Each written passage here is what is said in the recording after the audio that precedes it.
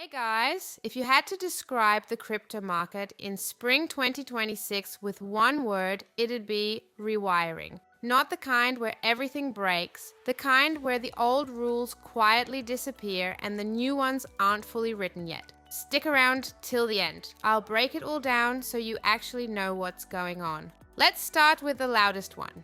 On May 4th, Bitcoin punched through 80 grand for the first time in 3 months and absolutely flattened the shorts. Almost 2/3 of positions on Binance were short, so when price ripped up, around $300 million in bearish bets got liquidated in 24 hours against just 50 million in longs. The trigger? Trump's announcement of Project Freedom in the Strait of Hormuz.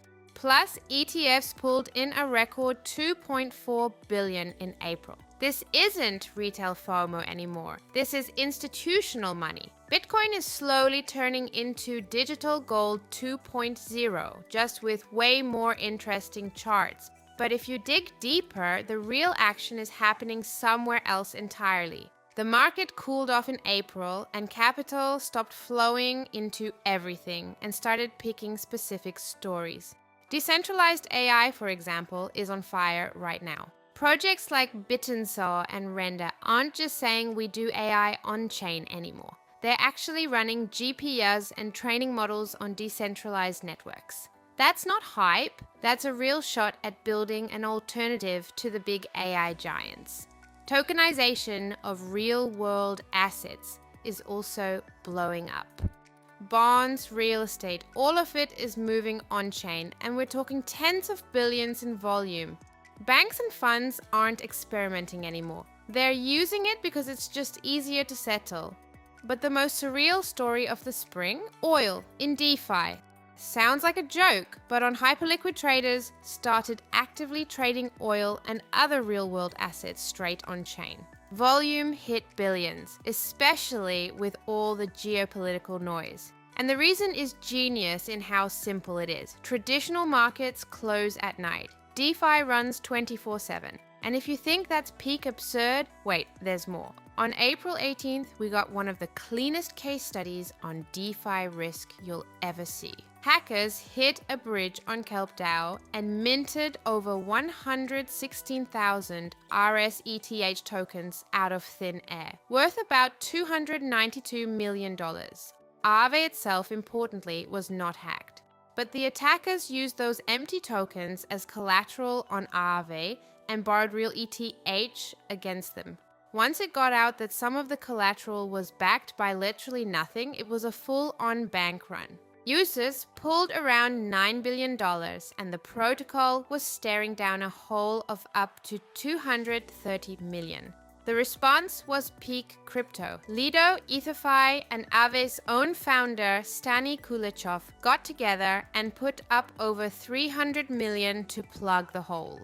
They called it DeFi United, one of the biggest coordinated bailouts in DeFi history.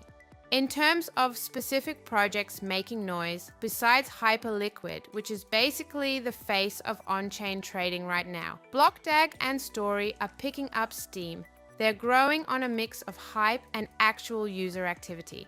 And AI infrastructure tokens are still hot because the market is over ideas and wants stuff that actually works. Now for the weirdest one. Crypto companies are mass firing people and blaming it on AI. On May 5th, Coinbase laid off 14% of its staff, around 700 people. CEO Brian Armstrong put it in a pretty wild way. He wants to rebuild the company as an intelligence with humans around the edges. Inside, they're rolling out AI native pods. Teams where one person is the engineer, designer, and product manager all at once. Sounds futuristic, but not everyone's buying it.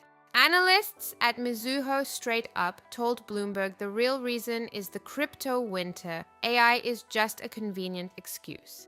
And Coinbase isn't alone here. Block just cut almost half its workforce. Crypto.com 12%, Algorand 25%. This is a pattern now, not a one-off. So you end up with this weird split screen. On one side, institutions, regulation, real assets coming on-chain. On the other, oil trading on DeFi, AI agents everywhere, and hacks pulling hundreds of millions. And the wildest part, none of this is happening at peak hype.